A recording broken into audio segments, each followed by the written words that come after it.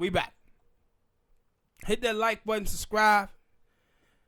Let's start this thing out today with Joanne Reed and Digital Sister watching this show. And they started talking about people spreading false information. And it was funny because they actually put up on the screen ADOS and then Foundational Black Americans is spreading misinformation. The thing that's amazing to this is that, for me, is that they have Joanne Reed them doing this. And to say that ADOS is spreading false information, what is the false information? How do you spread false information when you giving data and numbers that come from the government pertaining to African American well-being in life? How is that false information? And how is it bad for black people to tell other black people that we can't just be voting blindly anymore, that we have to get something in return for our vote? And I've said this many times on this show. I said, hey, a lot of these people in the media, man, the only thing that they care about is beating Trump. They don't give a damn about black people. So when other black people, ADOS and Foundation Black American, who actually do care about black people, and start telling black people that they should get something for their vote, they come out saying that those black people are bad. We spreading false information. And see, the reason why they doing this is because they fear you. They fear that ADOS and Foundational Black Americans are being effective, and they don't want it to spread to rest of black America, where all black Americans start asking them something for their vote. So they trying to put out this information that ADOS is a Russian group or bots, to not listen to those people, and that's what they trying to spread to African Americans, to keep African Americans from listening to what we have to say. Surprised they talking about any of this with all this impeachment going on. Absolutely. But this is the thing where you see people like Joanne Reed them. She'll go after ADOS and Foundational Black Americans, people like this. But it's other crazy groups out there that she never talk about like that. And my whole thing is, they was out there trying to put ADOS and Foundational Black Americans in the same space as Blexit.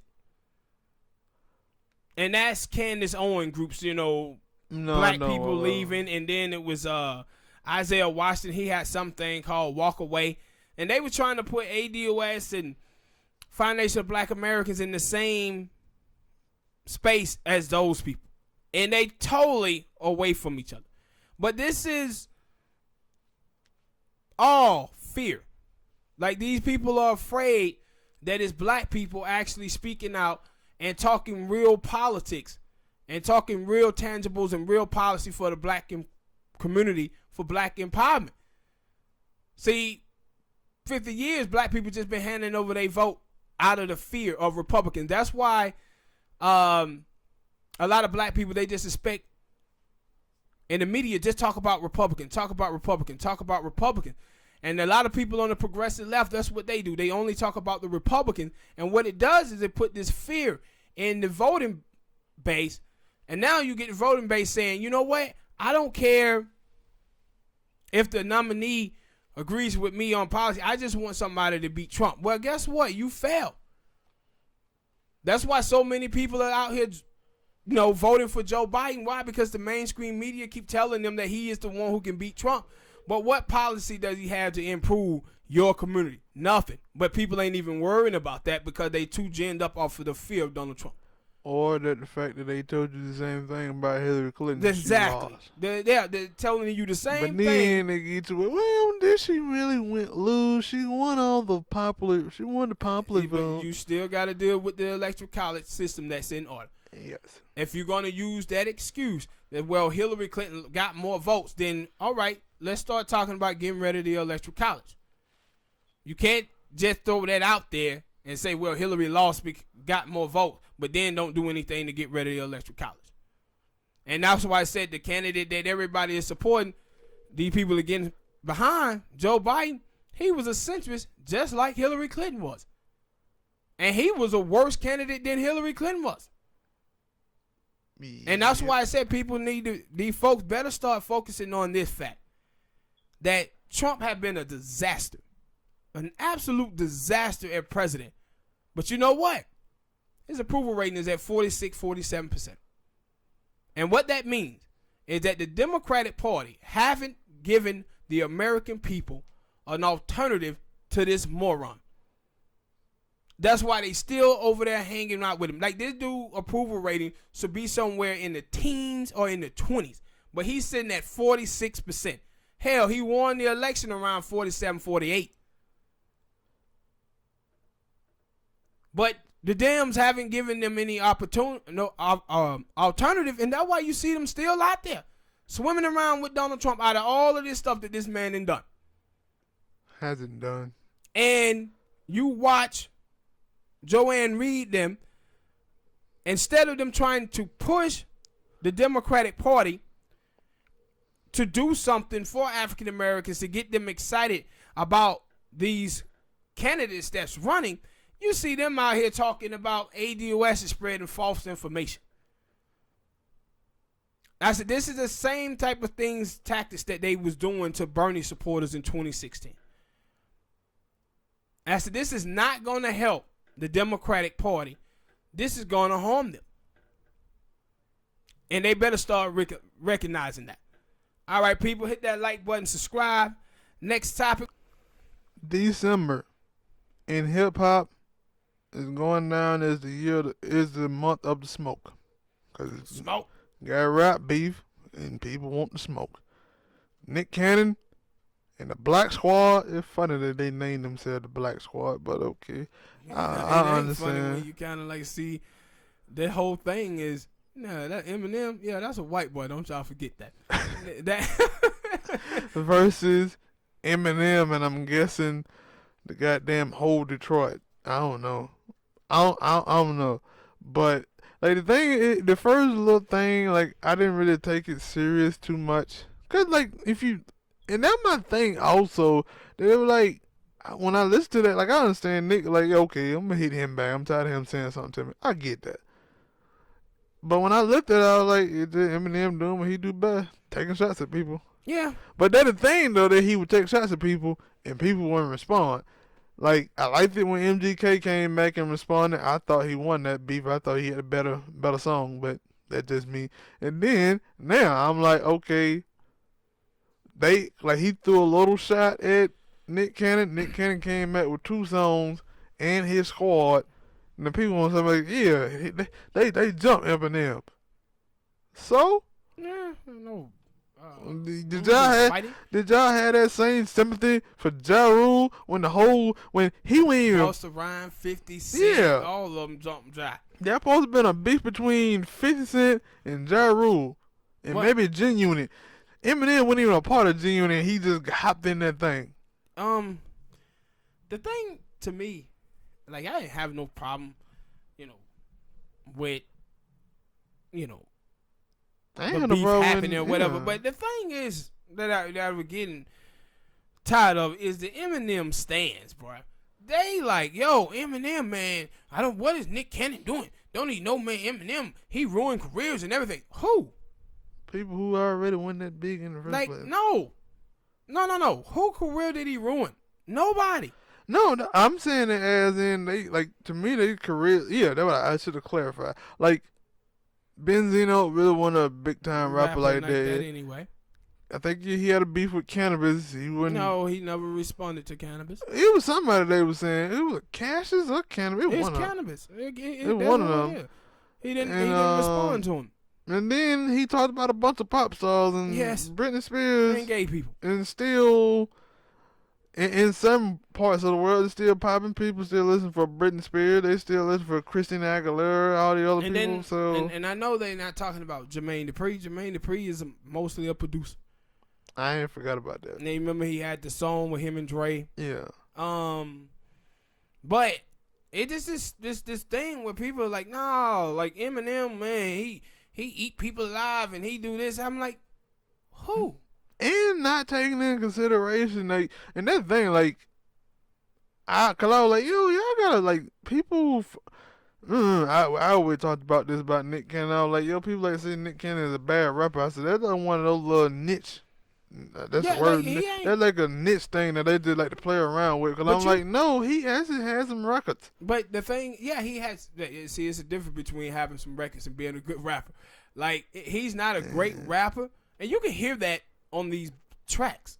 Like, everybody else who rapping on the tracks, all of them are better than Nick Cannon. But I still thought he had some nice balls. Yeah, he had some, some little hits here and there about it. But all the other guys that's on the records, all of them are better than Nick Cannon for his rapping. But the thing is, with him, is that the beef with Nick Cannon is a beef that really Eminem cannot win. And then the reason why I say he can't win is because everybody already know that he a 10-time better rapper than Nick Cannon. Yeah, Nick Cannon said that. Yo, man, I know I ain't gonna out-rap you. Yeah, so it's no way that M can win it. And this is the same thing like with MGK when MGK did his record. MGK did a good record, and people's like, oh, man, I thought his record is better than the one Eminem made. Because Eminem couldn't win that battle with him. The only way Eminem couldn't truly win a battle if he goes at Kendrick Lamar, or he goes have a beef with Drake, or he have a beef with Jay-Z or Nas or somebody like that. But these Nick Cannon types, MGK, he can only lose them battles. Yeah. Because everybody already knows he's way better rapper than them. And my thing is, I was sitting back saying with Eminem is that, man, as I don't have a problem with them beefing, I still think it's lame at the end of the day that two dudes is sitting up here having a beef about a woman that they was with 12 years ago that neither one of them giving any JJ from in the current day. Like, this is who y'all arguing about Mariah Carey after 12 years? But then when I had said this about Eminem and I like, because he went away from talking about people.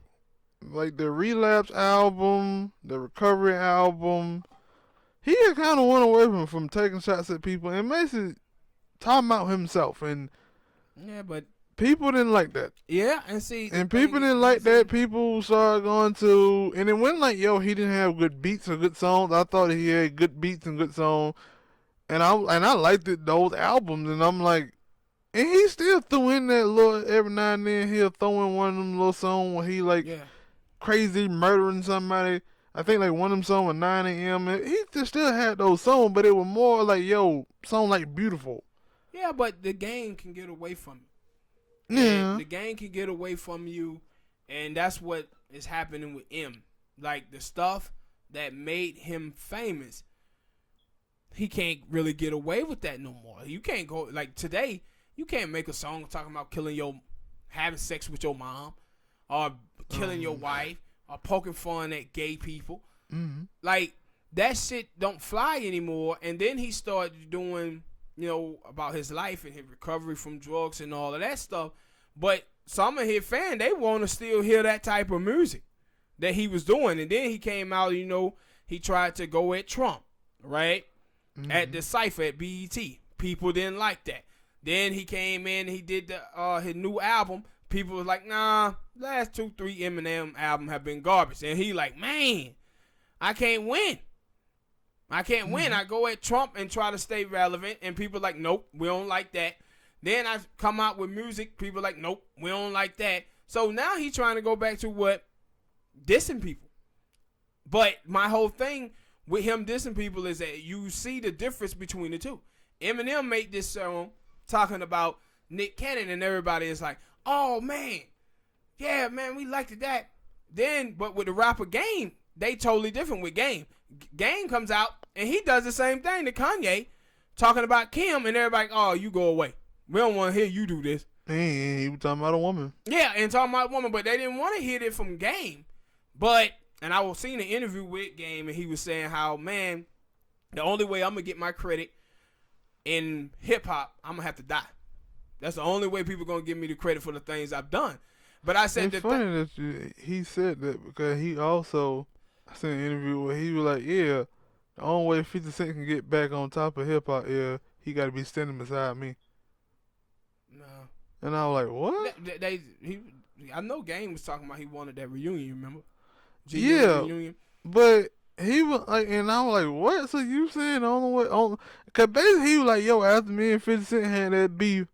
Now that kind of is true, but that's also because of music. While 50 was putting out some bad songs, but he was like, yo, after that beef between me and 50, yeah, I ruined him. Nah, he didn't ruin him. It was a lot of stuff that took place. Yeah, and I was like, dissing Jay, dissing Nas. He was dissing a lot of people. He turned a lot of folks off to him after that. And I was like, it wasn't like he, and like I said, he still, because I think with his last album, I forget what it was called, he had some nice songs in there. I said, people just didn't focus on 50 Cent no more. They focused on his TV shows and movies, stuff like that.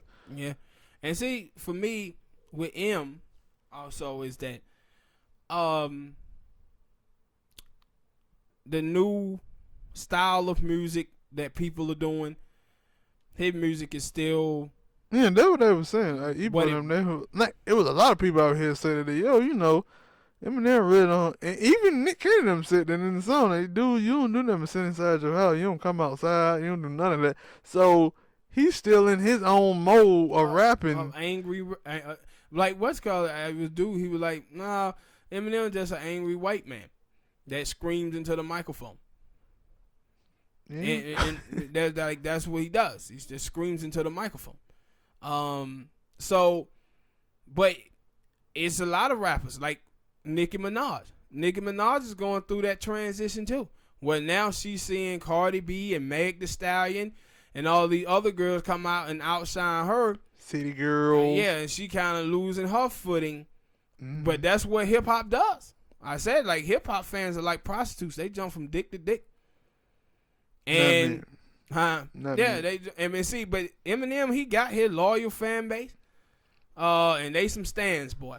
Yeah, they's really some stands. Like, Eminem made a song picking at his fans, and they were like, we don't care, we still gonna be staying. Mm-hmm. Like, they some stands. And that's why I said, for me, just listen to it. Listen to the songs that Nick put out. I know that Nick Cannon can't out-rap Eminem, but those are nice tracks. But the beats and stuff, I liked it, all the beats and stuff. And you see them guys, Nick and his crew, they just having fun with it. Mm-hmm. They having fun with it, promoting it. And I said, they want him to respond to them. You can see that. Mm. They're like, nah, come on out and play with us, Em. Cause they were like, Ebro, and they were like, yo, of course, because I think Ebro Hot 97, they were like, yo, you know, Nick trying to promote this and trying to do that, put his balls up. Because they were like, yo, people asking, like, yo, why did he have them other dude with him? And they were like, of course, he trying to promote Charlie Clips. He trying to promote Cassidy. He trying to promote Hitman Holla. Yeah. And they were like, you know, sometimes Eminem is all right with that. He'll let you use his name. And I was like, really? I don't pay attention to it. But maybe he does. It's like, okay, I said something to y'all. Y'all go out there and do something with that off of my name. I don't know. Let me tell you that about it. Like, I had no problem with M dissing him or him dissing him. But there's one nigga that I do have a problem with. And you know who that is? Lucas Joyner. I have a problem with him. Because Joyner Lucas. He comes out and he put out a tweet. Yeah, man, don't you get started. You don't want Kendrick Lamar, J. Cole, and all that to get on you. Why you bringing all them dudes' name into this? Like, all them dudes that got a problem with Nick like this. Like, what are you doing? Like, them dudes gonna be a part of it. I was like, I didn't think they were going. The dude that you got that would have been a part of it was Obi Trice. Yeah. 50 said something. Yeah. What the dude name? Yeah, he would have been in it too. Russ the 5'9". That would have been the dude who would have made a song. But and then you see this shit from Joe Budden some dude say, "Hey man, Joe been awfully quiet about the biggest story that happened in hip hop." And Joe like, nigga, you just want to hear me respond to Nick Cannon and Eminem going on. That's what you think the biggest thing that going on in hip hop. And he don't like Eminem. Yeah, and he don't ride with like Eminem like that. So. And that was what's called it. Nick Cannon came back and Nick was like, nigga, Eminem don't rock with none of them dudes in Slaughterhouse like that. Mm-hmm. Like he don't hang out with them dudes. Them ain't his boys like that. What are you talking about? But back to Lucas. John or Lucas, whatever his name is. Tell you why I don't like this nigga. I don't know if you know about this. But I seen an interview with him, and you know he half white. And don't matter to me. Yeah, no, what I'm saying. He half white, and he was talking about how, yeah, you know, my family on my white side, they racist, and they called me nigga and stuff. I was like, what? No, like, you cool with them calling you nigga? Are you serious? Come on, man. And then he comes out now trying to get Kendrick and J. Cole and all of them to go at Nick Cannon. I was like, them guys ain't got nothing to do with this. I think it was more of a joke, but because, like I said, like I don't. And I know he from Detroit. No, he's not. He's from Westchester, Boston, some shit like that. I thought that nigga was from Detroit. No, he just a big fan of Eminem. That nigga from, I don't know how to say the goddamn thing, but yeah, I thought it was a joke. Because when I saw it, I was like, really? You really think Kendrick Lamar, J. Cole, all the other people? Like I said, the only nigga that you could have got was the nigga who are out here riding for Eminem now, who like Obi Trice, Royce the 5'9". But see, you liked it with Obi. Obi look at this like, shit, I'm going to get my name back in here. Especially because it was funny that he put up the picture of the arrest pistol that he had checked. Because I was like, how the hell you make this track when you had just got arrested? Yeah, Obi like, let me try to cash in real quick. Yeah, because I didn't know why he named the song Spank Your Hay, because he didn't say Spank Your Hay. It was on like a minute and something, and it wasn't that good. Yeah, but, you know. But that when I knew that, it's not that. It's just for play. Because it was like a minute and something, and it went down. I was like, huh? Okay, this is for play. And I'm sitting here, and I enjoy it. Yeah. It petty as hell because Spanky Hay was like, yeah, no, it all started because M went come on wilding out. So Nick Cannon said, fuck it, I'm going to just start dragging him. And he said, like, yeah, I'm going to set all this stuff up by going on T.I.'s show. Then he said what he said about him, and then he was like, yeah, Joe brought Eminem in, did a record, and then he did the verse against me, and I was like, yeah. He said Nick was happy as hell about that. Cause he was like, now I'm finna go use Eminem name to sponsor and promote and market all my guys and my new projects that I got coming up.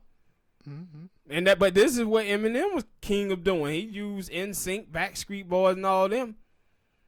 But in that song, I think about in that song, the invitation, he said something like that. I had Joe get with you to set you up. Yeah. And I was like, when I heard it, I was like, what? Yeah. Huh? Yeah. And now, having you tell me about Spanking Hay, and I'm like, yeah, so he basically told you I set you up. Cause that what he was like with Spanky. He said, you know, Nick Cannon, rich nigga. So I was talking to Obi Trice on the phone on the set a while and out, and Nick walked right past me, and he was telling me about that new diss track that he had just done and put out about Nick Cannon, and I showed it to Nick Cannon on the phone, and I thought Nick was gonna be pissed because he named the song after me, and did he think that I gave him some information on Nick? And he was like, no. Nick looked at me and was like, no, nigga, you blowing up. You blowing up, because that wasn't Nick using it for promotion and marketing. So he told Hanky, no, nigga, you blowing up. And he said, see, Nick, that rich nigga.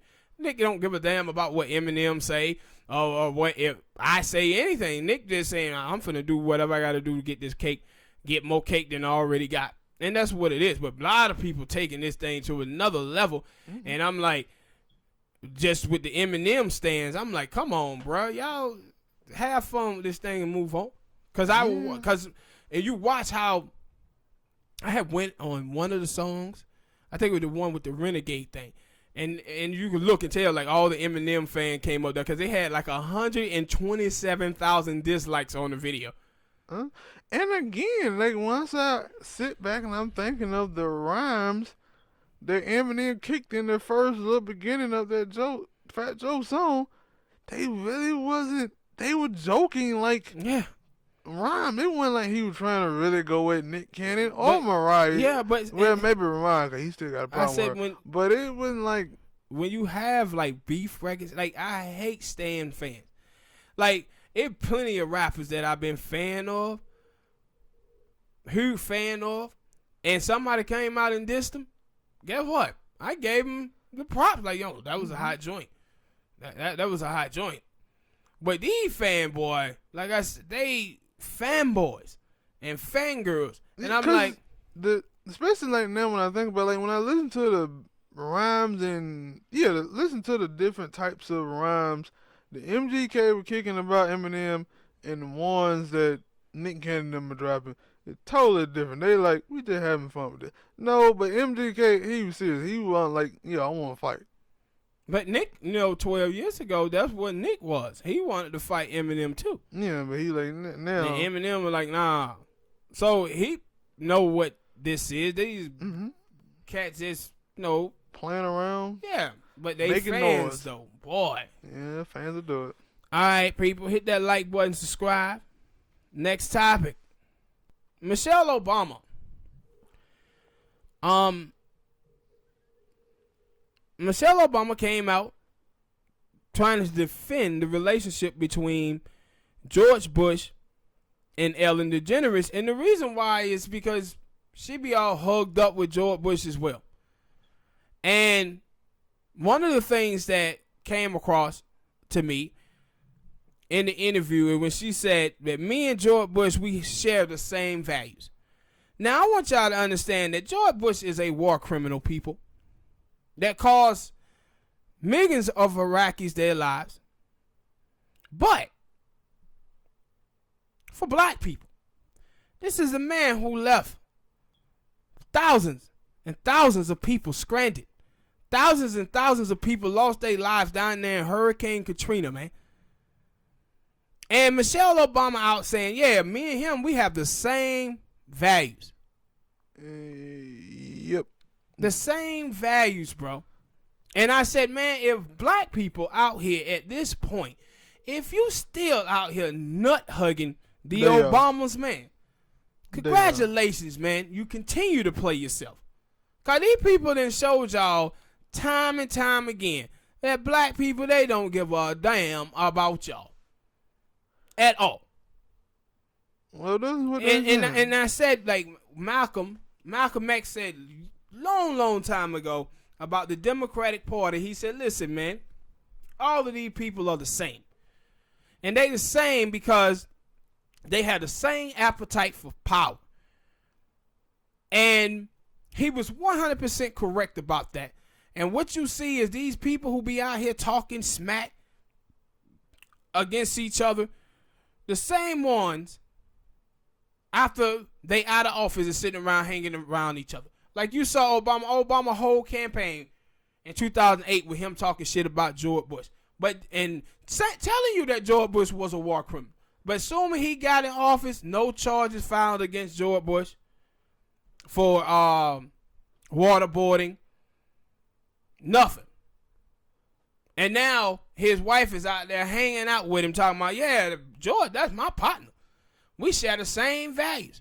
Ellen DeGeneres, she spent her whole time trashing George Bush too. Now, and she best friends with him, hugged up at him at a Cowboy game. See, all of this stuff is to fool people, to get you to vote for their side. But the truth of the matter is, they on the same side, and that side is wealth. They on the, when she say we got the same value, no, they in the same class bracket. No, they might have the same values as well. It's a lot of the stuff that she says. They about, yeah. She might be telling you the truth. Mm-hmm. But I said for She black wouldn't. people, The thing is, she wouldn't always had. Yeah, because she was the president's wife, she wouldn't always had to speak. yeah, because I remember it was a show on Bill Maher show years ago, where I think it was like 2015. Rand Paul, he was trying to go out and court the black vote, so he was going to the NAACP. Did a thing with Al Sharpton at the National Action Network, trying to court black voters, and then Michelle Obama, she had said some coonish things about black people, and so they had this black dude. He was on Bill Maher's show, and Bill Maher switched it around. He acted as if Michelle Obama comments came from Rand Paul. And the black dude went out and started saying how racist they were. You know, Republicans are racist. And then Bill Maher said, what if I told you those comment came from Michelle Obama? And the dude just paused and he couldn't say nothing. And I said, if the stuff trashing black people and judging black people by their worst examples is wrong for white people to do, it's also wrong for Obama and Michelle Obama to do too, black folk. But you let them skate when they out here saying this stupid stuff about the black community. But they letting you know why they didn't do nothing for the black community when they keep telling you all of this stuff about the black community. No, they think that you are in the position that you in is because of yourself. Well, that sounds like another topic that we'll talk about later. And I'm like, but for her to be out here, she caping for George Bush. And if you can cape for George Bush, then you can cape for Donald Trump. Oh, they will. Yeah. They will. Oh, yeah, you know it is. So when he leave office, I give it 1 or 2 years, you going to see some of the people who told you they hate Trump going to be hanging out with him. But he done already told people this, though. He told people how, Hillary Clinton over here talking bad about me, but just a couple years ago, we was over here doing this and this and this. Yeah. Oh, these are DD people, all my friends. Now, for some of them people, I don't know. But those people who in politics, yeah, they'll be right over there at the Trump Towers, chilling, acting like they come out here and call him despicable and the horrible and all that. They just out there hungry for power, pretending that they dislike each other to get us to vote for them, bro. That's what they doing. All right, people, hit that like button, subscribe. Next topic. Cuba Gooding Jr., he racking them up. Well, he got 7 new charges, right? Yeah, 7 new. And that's the thing. That dude, that is harassing the hell out of them Beckets, man. That boy, that is a serial groper. He like to grab on some booty and boobs. He over there like this with that what it was, Otis from Martin. Hey girl, let me shake one of them hands. Let me shake one of them hands. They didn't hit R. Kelly with a new bribery charge too. Who? R. Kelly. I mean, I heard you say R. Kelly, but you said bribery. Okay. Yeah, and guess what? That bribery charge, it go back to the 90s with Aaliyah. I thought we talked about that. No. I thought we did. You did bring it up, but yeah. Yeah, but they didn't. When we talked about it, it was like 2 weeks ago, I think. But they didn't came back with a new one this week.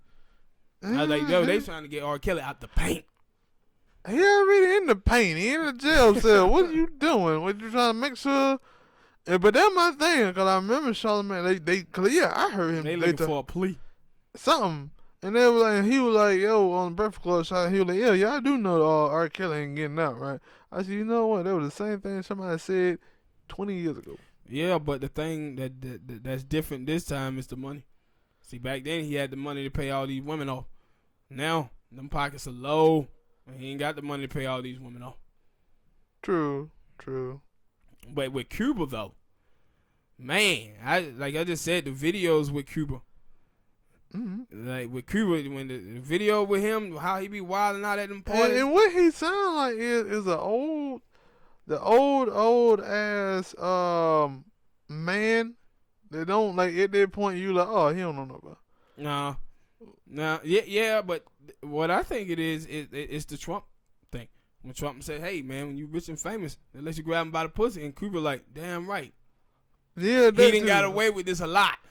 Because some of the stories that I read, I'm like, that sound like that old drunk dude or something at the party or something. When he like, hey, baby, that girl with that cootie cat. Yeah. Some of that Kuda cat. Because it was like a thing, George Bush Sr. It was a video of him. Yep, he was doing the same thing. When he touched somebody on the butt, and it was like, and they were like, oh, he's so, and they were like, no, he know what he doing. He just said, I'm old, so y'all gonna let me get away with it. That old dude at the hospital that throw the hat on the floor to get the nurse to bend over. Yeah, and it was like, that was Cuba Gooding sound like he got going on. Like, he might be sitting here talking to one woman, and one of the woman walked by with a nice butt. He said, let me get a feel. That uncle at the barbecue, you can't take your wife around, because he always flirting with him. Got that one little fragile teeth in the mouth.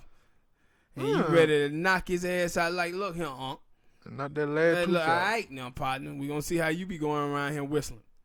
Number high L, that no teeth. I was like, because I'm like, yo, did Cooper rape any of these?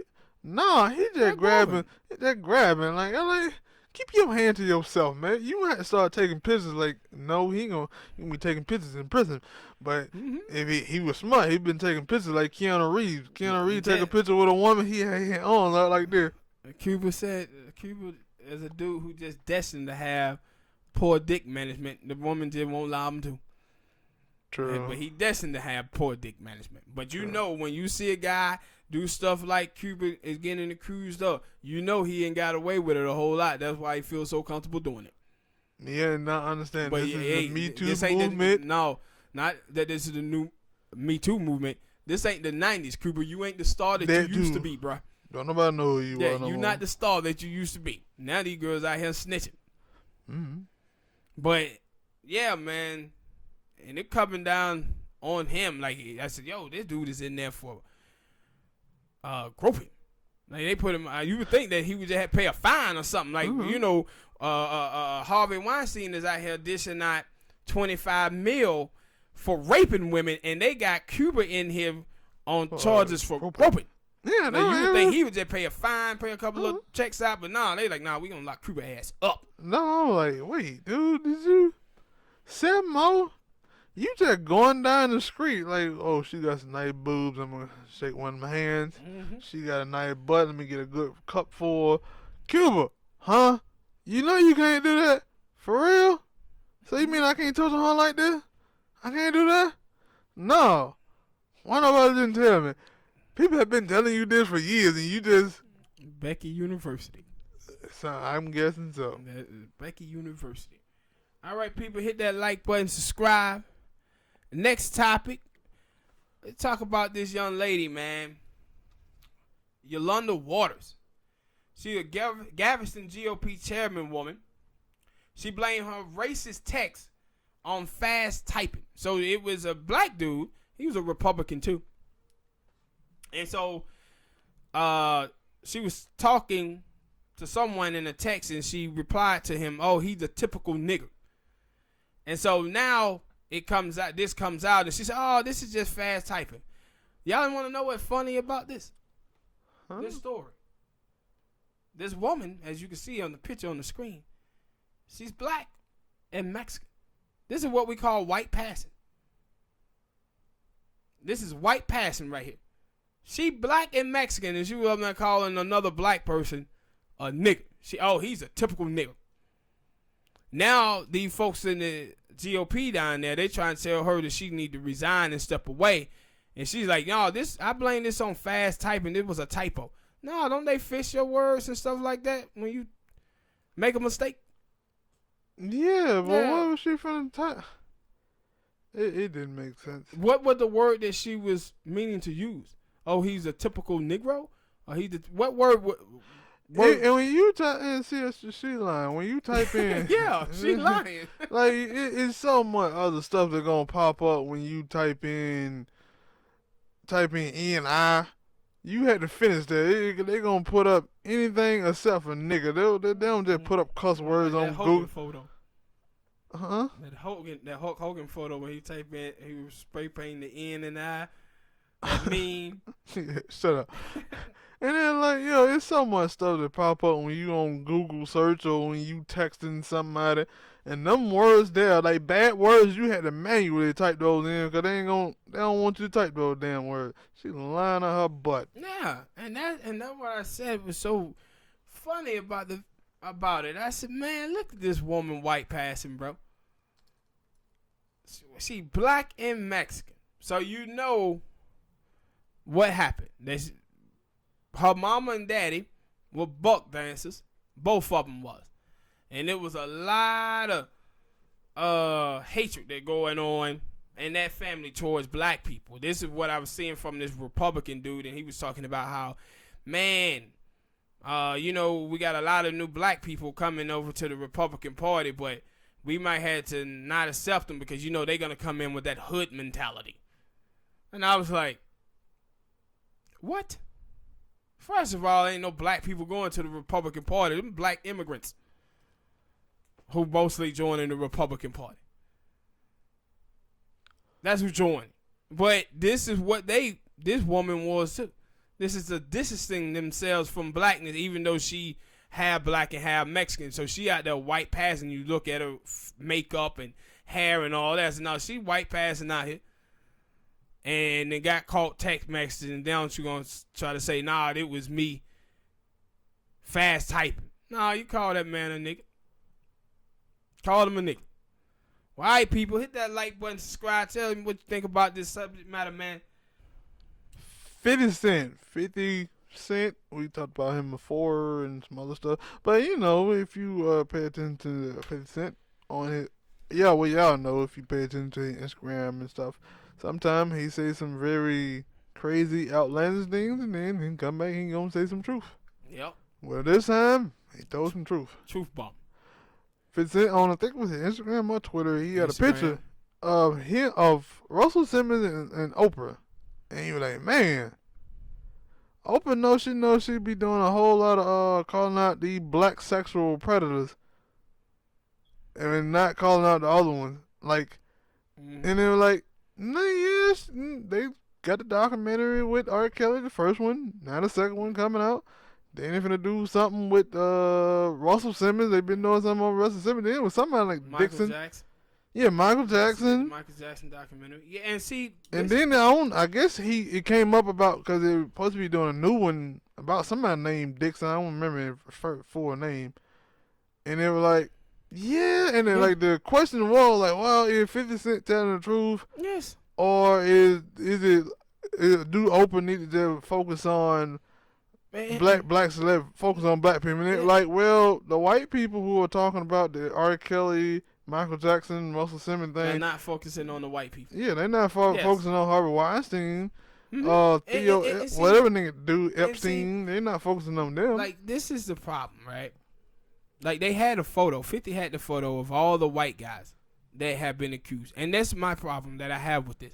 It was like 70 white men that have been accused of things. And the only people that went jail was R. Kelly, Bill Cosby, and, of course, Michael Jackson is dead. And if you count Darren Sharp, but them. Yeah, but this wasn't even involved in it way before. Yeah. But then you had Harvey Weinstein. They just said, yo, Harvey Weinstein settled cases with survivors for $25 million, but they were like, Harvey Weinstein ain't gonna have to pay none of that money. None of it. Yeah. Then you see the stuff with Kevin Spacey. It's like, oh, some of the cases have been dropped against Kevin Spacey. And then one of the dudes who had a case against Kevin Spacey, he died and passed away, so that case is gone. And then with Les Moons, I told you guys here that Me Too movement took $20 million from Les Moon, and all of a sudden his story ends out of the headline. So none of these white people are going to jail. Trump is the president of the United States of America. Brett Kavanaugh is on the Supreme Court. And nobody really knows what happened to Epstein. Yeah, and nobody really knows what the hell happened to him. But when 50 calls out Oprah, I've been saying about Oprah Winfrey that she's a misandrist. She practiced misandry. She got a contempt and a hatred for black men. And I went back and I said this in 2004, 2005, when the old white man, Don Imus, on MSNBC, called those black girls at Rutgers College nappy-headed hoes. and the black community had got in an uproar, and white liberals were, and they was trying to take down Don Imus. And who came to Don Imus' side? Oprah Winfrey. And how did she do that? She shifted the focus away from Don Imus to hip-hop music. Now, all of a sudden, everybody stopped talking about Don Imus and started talking about hip-hop. She had a show, Hip Hop versus America. And it was like for a full week.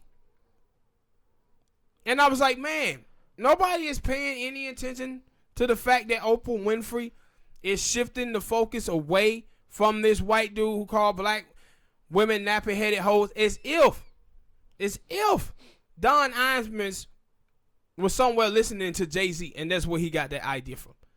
He did. Mm-hmm. Don Imus was an old racist white dude, and Oprah came out and she shifted the focus away from him.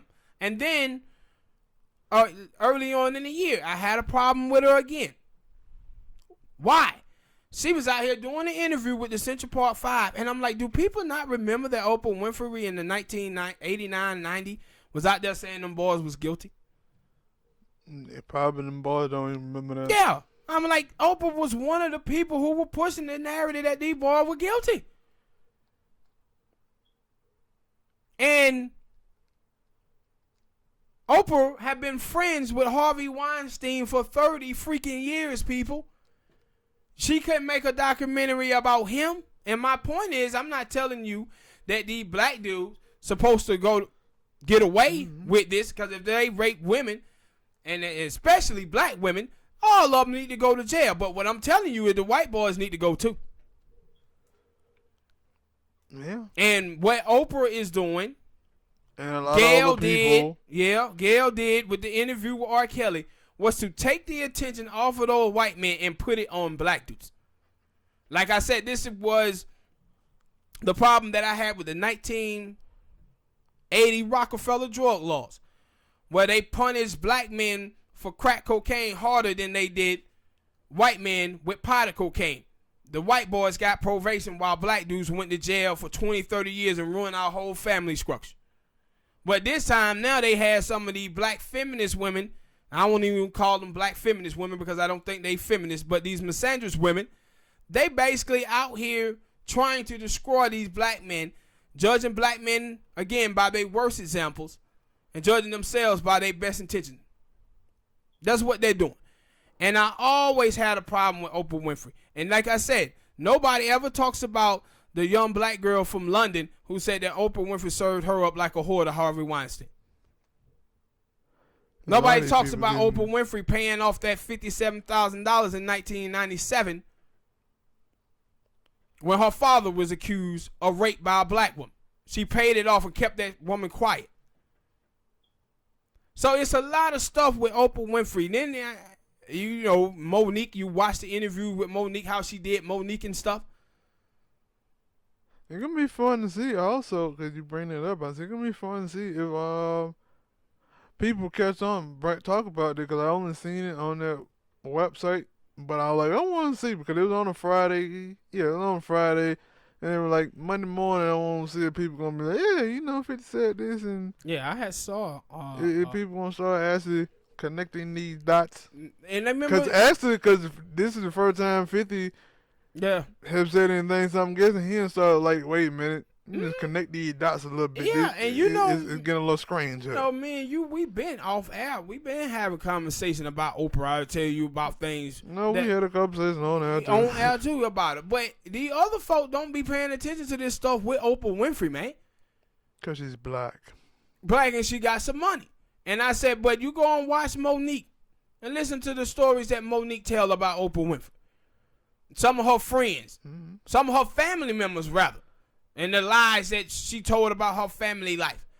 Yeah, that's what I always said. I said it was two instances of people, because she talked about three. She talked about Tyler Perry, she talked about Lee Daniels, and Oprah. And I said out of all three of them, she only said that after she came out and said that Tyler Perry was the only person who came back and like tried to talk to her. Mm-hmm. But Lee Daniels didn't try to do anything. Oprah Didn't do anything. And then Lee Daniel come out with the Dame Dash thing that, yeah, he took some money from Dame Dash and didn't pay it back. And now Dame Dash is like, no, you're going to give me my money. So it's showing me that, no, those two people there are some shysters, and I don't really want to mess with them. Yeah, and I'm like, man, y'all ain't caught on to Oprah Winfrey trick yet, man. Out here. I'm 50. I'm glad that 50 didn't caught on to it and that he brought it up. Mm-hmm. But again, because other people in the mainstream, only other person I seen bring it up was Seal. The singer Seal. He's married to Heidi Klum. Yeah, I know you're talking about. I ain't remember him saying that. Yeah, he brought it up and he had said it.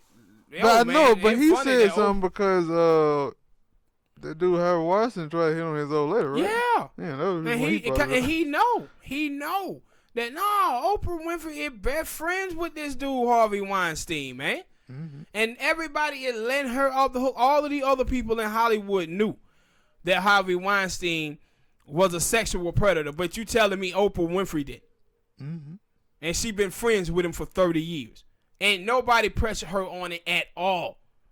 And then, like, now I think about it, like, the dude Epstein, they just had a kind of like, not a documentary, but a sit-down interview with, I guess it was some king or something like that from across the city from England. They had like a little sit-down, and they were asking him about stuff. I don't remember seeing him having a sit-down with Oprah about Harvey Weinstein. Yeah. No, and that's why I I said, ain't gonna ask her about this. Like, yo, did you know anything about this? And that's why I said this is representation. Do you condemn him? This is representation, man. A lot of us black people, boy, will let black folk get away with whatever if they got some money. Feeling that they represent nothing, and they're not. At all. Mm-hmm. All right, people, hit that like button, subscribe. Next topic. Man, I'm going to end this thing. We had a terror attack, man, last week. And it really didn't get any big news media play. And that was down at Pensacola Navy base where a shooter, he had visited New York 9/11 Memorial Day thing up there. And then he came back and he was a Saudi. And it was him and some other students the day before had watched videos of mass shootings. And then he goes and he commit a mass shooting. But what the crazy thing about it is the other 6 guys, they was outside in the car filming it from the outside. And so Donald Trump, he had a little tempered response to it, nothing much. And I said, yo, when you look at America at this point, you can say that America is Saudi Arabia's bitch at this point. Because in 9/11, the people who hijacked the planes and ran the planes into the building, these guys were from Saudi Arabia, but somehow we ended up in Iraq and Afghanistan because of it. And then we had the journalist last year that was murdered over there by the Saudi prince. Mm-hmm. And the United States did nothing. WWE went over there and shot a show. Yeah, shot a show. And what you see is that, man, them niggas got us by the nutsack because of that oil. We need that oil from them. Mm. And people keep lying over and over again.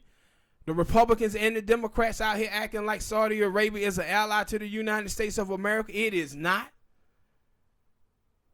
Saudi do what the hell they want to do. And America say nothing about it, period. Even when they do stuff to them.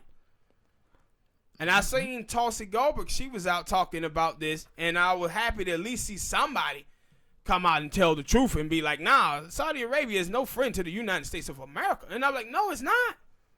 But this attack, though, it tells you about the vetting process of us letting people into the country. Are we vetting these people good enough? What do you mean? Like, when you bring people into the country, it's a lot of people from outside of America who hate this country. And the reason why they hate America, because America do a lot of shady ass shit. A lot of shady shit. So, you have to vet people. You have to understand what their history is in their country. If they was in any terror group or any terror cells, you had to find out, like, what they thoughts is on America and everything before you bring them in. And they tell you that, you remember the bombers up there in Boston. Then you had the ones this down here, and there was one in Texas who had shot up a Navy base down there. That America ain't vetting these people very well that they bringing into this country. You can see that. You see that with the black immigrants, how the black immigrants know nothing about African Americans. Come here calling black people Lacatas. So they're not vetting these people. And the reason why they bring all of the immigrants is because they know they didn't made black people the permanent underclass. So they bring foreigners in who got high-level education into the country so they can help boost this economy, because America don't have enough Americans with money to actually generate an economy. So they bring all of these immigrants in. That's why the immigrants be out here talking about we built America. But they was able to come here to this country because of the oppression of black people. And the killing off of Indians. Yeah. So that's what you see here now. But with Trump, you watch these political candidates, none of them is talking about this shooting. But if it was somebody who was from Yemen, somebody that was from Iraq that done this, it would have been on every goddamn news cover. Every politician in America would have been talking about it. But because these guys were from Saudi Arabia, these niggas are silent. They're like, hey, ain't nothing we can do about it. Ain't nothing we can do about it. All right, people, hit that like button, subscribe. Next topic and last topic, I'm watching a poll that came out, and they were talking about the race with, the race. And what race? I'm finna tell you, you shut the hell up, Smoke. Goddamn. You said the race I and the snuffed race. up, man. Damn. The presidential race. And, Joe Biden, he felt that he had a firewall, and his firewall was African American vote. But he ain't done nothing to get African American vote at all. He just felt like he got it locked, right? So he was dominating in South Carolina. But now this new poll comes out, and the new poll says it's 27-20. He got 27% of the vote. Bernie got 20. So Bernie is making inroads down there in South Carolina with the black vote. Elizabeth Warren, she was at 19%, and ever since Elizabeth Warren came out and said she flip-flopping on Medicare for all, her vote have went down. Also, when Kamala Harris started flip-flopping on Medicare for all, her vote went down too. So you would think that these people would start saying that the Democratic base want universal health care. They kind of say that over and over in the polls, but people keep trying to ignore this in the mainstream. But they showing this every time a candidate whiffles on it, they go other places. So now, yes, they should. Yeah. So now you watch with Joe Biden. Joe Biden got all of this weak press coverage where they ain't asking Joe Biden any tough questions. I watched this video the other day where he was on there and he called the dude fat. Did you see that shit? No. Yeah, the dude was asking him about his son because his son, the shit that him and his son was involved with was corruption when he was sitting on that board. And he tried to ask him about it, and Joe Biden get all defensive about it, right? And this is the type of stuff, though, that the mainstream media is supposed to be asking Joe Biden. And you just see that they're not. They're not asking these questions of him. And now, they just now start asking these questions of Pete Buttigieg. Before, they weren't asking him any tough questions neither. Now they are. And then run why people. What was amazing, though, also in this poll was Mayor Bloomberg with his trash behind. He the dude who did stop and frisk, pulling all over the blacks and Latinos up there in California and telling, the police don't do anything, don't search Asians. New York? Yeah, New York. What did I say? California. Excuse me. So far away. But he was up there in New York doing that. But what was surprising is he had 6%. I said, man, $100 million to get you a long way, right? Because this dude that came in the race, Smoke, he ain't been in it now like 3 weeks. He done spent $100 million already in the race. And they were like, yeah, he got 6% in the poll. I was like, really? Really? Bloomer. I said, that $100 million, it'll buy you some points. It ain't going to buy you the race, though. But this is the reason why when you talk to some people about politics, they give you Man, they just gonna put in whoever they want anyway. Yeah. And then you say, all right, I understand. Especially when you see all this money thrown around.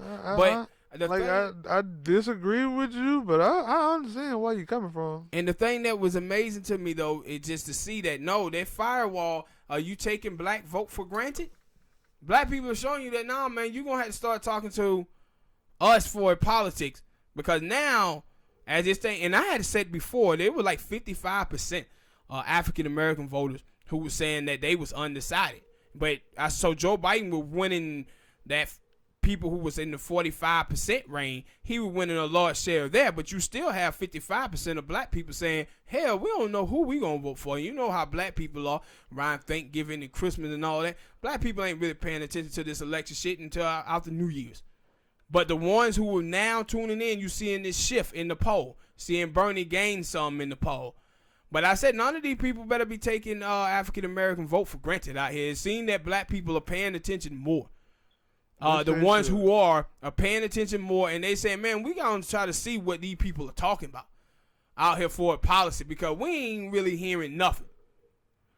But Bernie did make some gains in the polls, and Elizabeth Warren, she keeps falling down. She gonna keep doing this feminist thing to her death. Elizabeth Warren is. Now she's talking about how she gonna wear a pink scarf and all of this stuff. I was like, one of the things that Obama did well in the election, that Obama didn't make the election about electing the first black man president. He let other people say that, but he didn't go around saying, hey, vote for me because I'm black. Like Hillary Clinton, I'm with her, right? And now you see Elizabeth Warren, she doing some of the same stuff that Hillary was doing. And it was like, man, y'all better really come out here, just put your two things I think Americans are looking for. You got one group of people that looking for electability, who can beat Donald Trump, and then you got other people who are looking for policy. But that identity politics shit ain't going to get you nowhere. That accountability politics stuff ain't going to get you nowhere. But you see Bernie making these gains. Did I tell you how they went after Jink? No. Yeah, because you know Jink, he running for office out there in California. Yeah, for the some office out there. Yeah, 25th district out there in California. So Jink had made these comments. It was a long time ago. He had made these comments. So he running against this young lady out there. And you know, I've been saying what's going on in American politics, especially on the establishment side, is that they co-opting messages, and they getting women, they were getting like black women to put their gender ahead of their race, getting older black people to put the Democratic Party ahead of their race, but they using feminism as a way to weaponize feminism against the progressive left. And they did it with Bernie and the whole Bernie Bros stuff, and now they doing it to Jink out there now with these comments they saying. And Jink has been a progressive for the longest time. I've been watching the Young Turks damn near 12, 13 years now. And Jink have always been, you know, he's to the left. He used to be a Republican way back. But on women issues, they've always been powerful. But now they trying to attack him. So he had got an endorsement from Bernie Sanders. He got an endorsement from Ro O'Connor. He got an endorsement from Nina Turner and some more people. So then they put this thing out. These women groups start blasting him. Blasting Jink. And so then Bernie came back and rescinded his endorsement. And I said, the Democrats better understand something. And the establishment Democrats. The establishment Democrat come out here with smear tactics against the progressive left or the socialist left. But then when the socialist left hit back, that's when they want to cry foul. But what y'all are doing is that you guys are egging on the left by unfair attacking the left, and then the left come back and hit you. And what y'all going to get is a candidate that's wounded for the general election. The people, man, one side is not going to be as enthusiastic about voting for that candidate because of the smear tactics that y'all have used. And the others, the progressive side, they're not just going to sit back and let y'all just hit them unfairly. They're going to come back.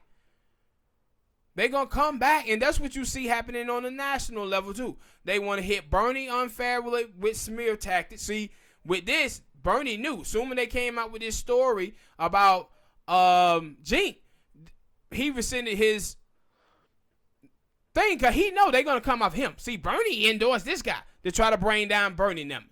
But then you're going to have the progressive left. They're going to come out and going to pounce on, Joe Biden and smash on him. Now, what happens to the candidate? Now you got to have enthusiasm. You got to have the whole party be excited about voting for the nominee. You can't have lukewarm support. But when you start using all these smear tactics, that's what you're going to get. A candidate that's weakened. And that's what they're going to do now. And that's why Trump ass probably going to win again. All right, people, hit that like button, subscribe. Thank you guys for listening, man. And we out. We'll see y'all next time.